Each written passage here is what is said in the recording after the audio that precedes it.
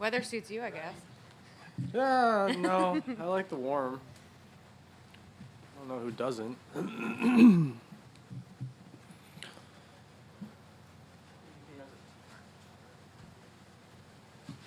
Good morning.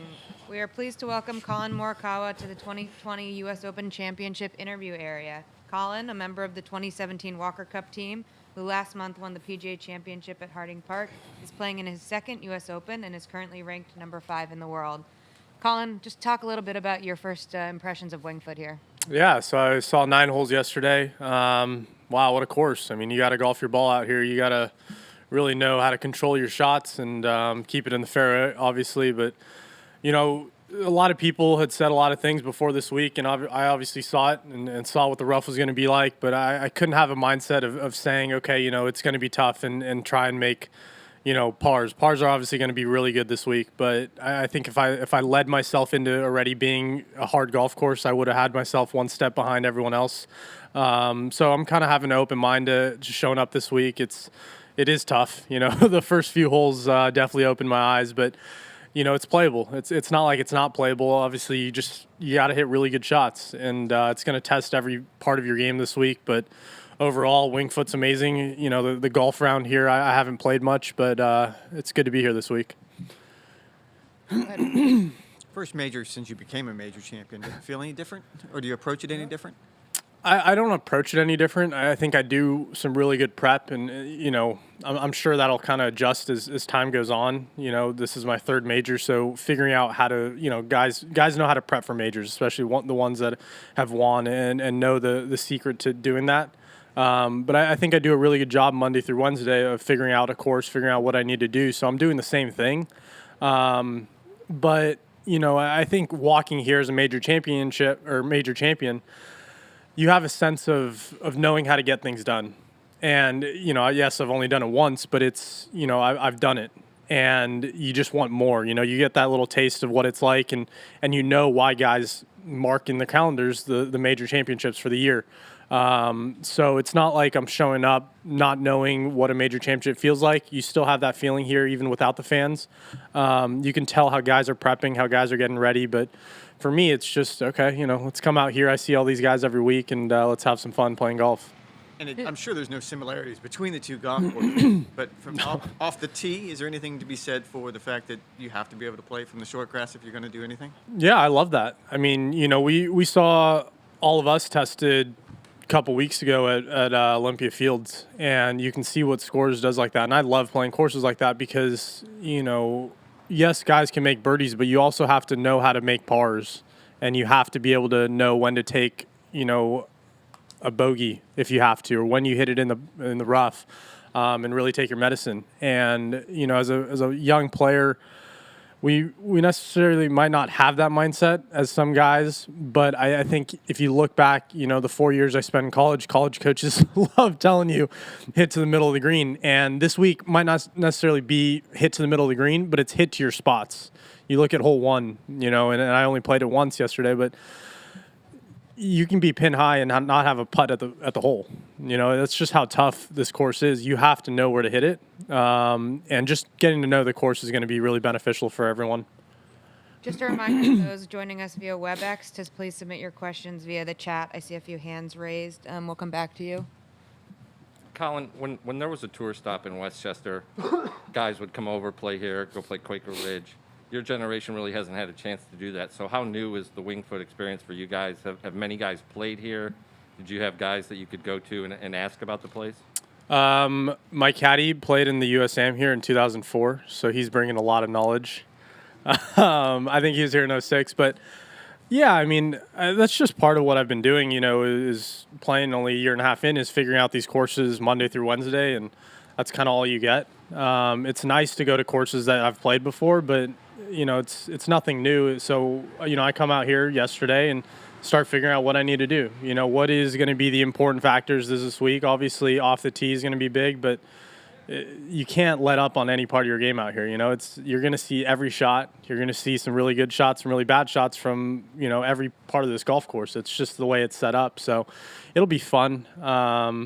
Yeah. And when you're not on tour, when you get a week down or whatever, I mean, do you ever go visit some of the historical places, or is that ever part of your routine? I mean, I know it's new. Not really. I'll go eat. No, I'd rather relax and get away from the golf course as much as I can. Like, I know, you've talked to other people, I'm sure, and asked them what courses they want to play. To be honest, I really don't have many because, I just don't want to keep playing golf on those off weeks. Our off weeks, or our off season, you look at our off season this year, right? Tuesday through Sunday. It's not a lot of time. It's not like any other sport, and I've talked to other guys about it. It's just the way we go, But it's really cool that we get to travel to so many cities, give back, and help out as much as we can.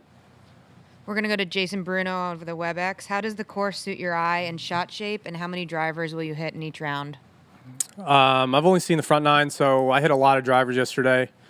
It fits my eye pretty good. I think, there's a couple holes on the front where they're kind of dogleg lefts, and the fairway was sloping to the right. And I think 12 might be the par 5. I think that's really similar to that. So those tee shots, I really just got to hit, the most neutral ball flight I can. But I've kind of tweaked my driver here and there, and just on every other fairway, especially with the narrow fairways, I've been able just to aim down the left side and have it peel back to the middle. And that's all I could ask for. That pretty much makes my fairway as wide as it can be, knowing that my ball's going to fall right. So it's going to be a lot of drivers. It's cold this morning, so if we get some cold mornings throughout the tournament, course is going to play very long. It's going to play a little tougher, especially this first stretch of golf. Ryan. Where's the line between extremely difficult and unfair? I don't know. I really don't know because I would love to see it as tough as it can get. I think when it starts getting unfair is when, it's more on our approach shots and more on we can't stop a ball in this certain part of the green. I realize it's Tuesday now and the greens are going to get firmer. They're going to dry them out. They're going to roll them, cut them. But, off the tee, if you look at it, it's just penalizing bad tee shots. And it's not something we see all the time because sometimes we can just hit it as hard as we want and get away with it. It's just how different golf courses work. But this is a golf course this week where, you got to hit in the fairway. And if you're not in the fairway, you got to play smart. The good thing about this course is that a lot of the front of the parts of the greens are shaved and you can almost run them up if you get a decent lie, I guess. That's not going to be the case all week, but you have some flexibility in some shots if you miss it off the tee. What's the hardest course you played? This one probably. 9 holes. I don't know. Oh, go ahead. Oh, thanks, Julie. Number of guys, young guys actually, whether it's Rahm or Xander or maybe even Bryson, who the next step is the major. Is this the week they win the major? Is there any part of you that has considered what it's like to not have to get that question for the rest of your career, having knocked it out at age 23? Yeah, it's nice, I guess. I won't get that question asked, but now it's going to be, what's next and what are you going to win next? But that's the thing, like, I'm not waking up every day realizing, oh yeah, I'm a major champion. I'm realizing, oh man, we're at the U.S. Open. Let's go win another tournament. So for me, it's always what's next. Like what can I put my head forward? What is going to be the next test of golf? And obviously, it's this week. I've got to focus on every week. I can't get ahead of myself. Can't start thinking about this long season that we have. What tournaments I'm going to play. It's just let's get focused for this week. And to be honest, the swing feels really good, and it should be really fun Thursday through Sunday. Thanks. Bill.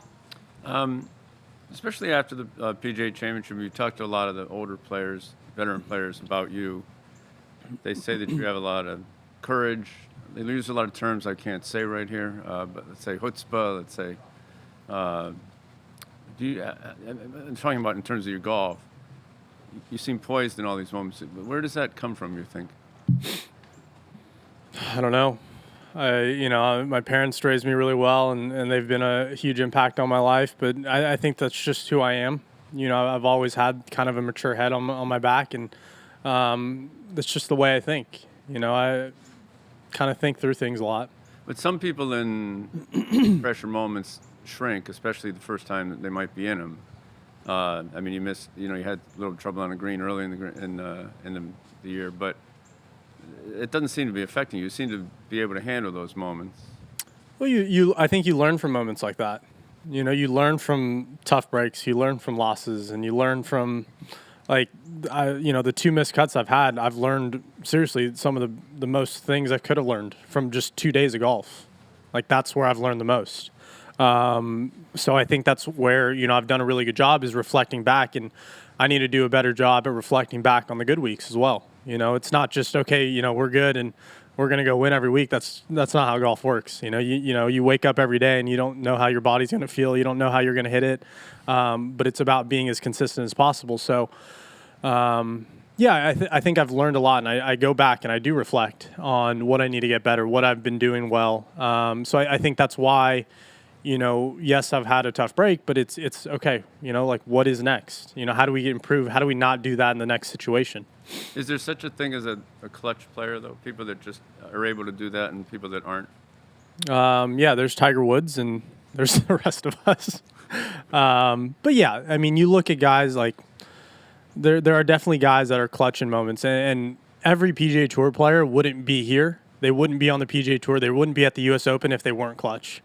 It's just who is going to step up to the next moment. We're on a different stage now. It's not just another amateur event or another college event or whatever it is. This is the big time. This is the major. So yeah, you've got to step up, and you can't be scared of taking another step, because that puts you in another level of golf.